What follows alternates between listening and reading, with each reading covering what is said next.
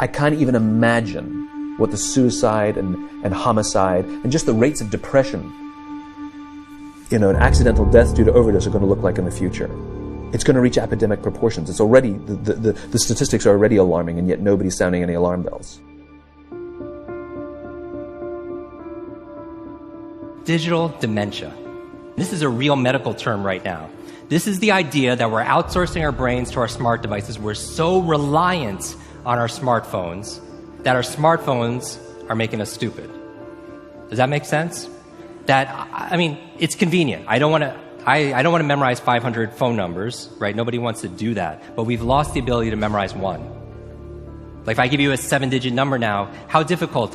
Would it be you find that kind of difficult to memorize, like a phone number that you used to do years ago? Yes or yes?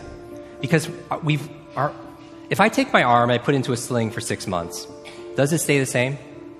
Would it even grow stronger? It would what?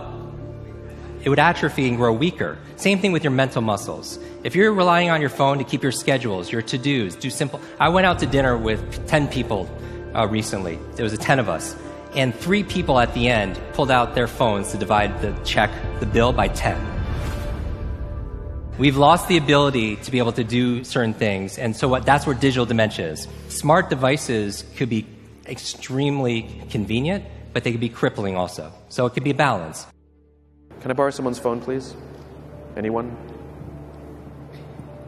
Thank you. Okay, there is a subconscious reaction to these devices when we use them.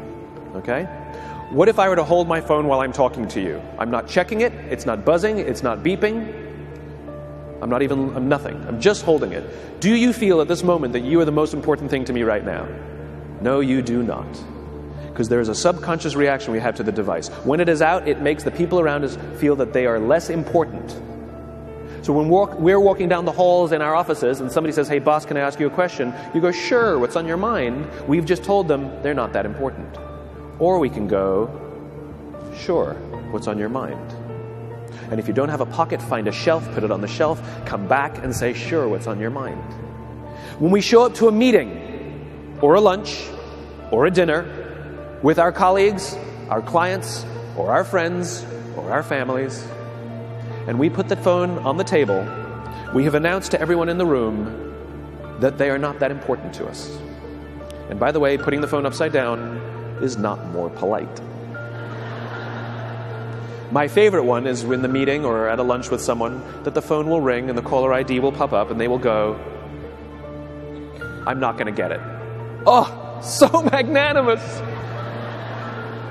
Oh, I'm lucky to eat with you today. Or they could just put the damn thing away. You can tell how addicted we are. When somebody pulls out their phone when you're with them, how uncomfortable does that make us feel? You're walking down the street with someone, they pull their phone out. We feel stupid, so what do? We pull our phones out. We're so addicted. Somebody goes to the bathroom when we're at dinner, and what do we have to sit there by ourselves? God forbid we should look around the room for 5 minutes. We pull our phones out. Meetings, awful. What do we do when a meeting happens, right? Everybody's sitting waiting for the meeting to start. Bob's running a few minutes late. Bob's here? Okay, start the meeting. Do you know when relationships are built? All that in between time. Thank you very much. Parents have to intervene. We have to stop giving our kids free access to social media and phones at young ages. They are not ready for it. Their minds cannot cope with the dopamine. Balance is fine. You can give a kid a phone, but they can't use it in their bedroom. They can't have it at the dinner table. They can't take it to school. They can only have it up to a certain hour, and you take it away. They're children. You can take the phone away. We've got to intervene as parents. But as companies, we now have to deal with the influx of kids that are coming into our companies with addiction. Watch, I see it all the time. Walk through any office. You'll see the older employees have their phones on the sides of their computers as they're working. You'll see the youngest employees have their phones face up in front of their keyboards between their arms as they're working. And this is how they work.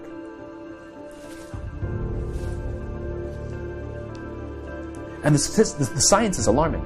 They did experiments on mice where they did the multitasking. They put flashing lights to mimic going from the computer to the cell phone, the computer to the cell phone to the TV. The mice that were exposed to the changing lights, it took them 3 times longer to solve a maze than the mice that weren't. And the damage, was permanent. It didn't improve when they stopped the lights.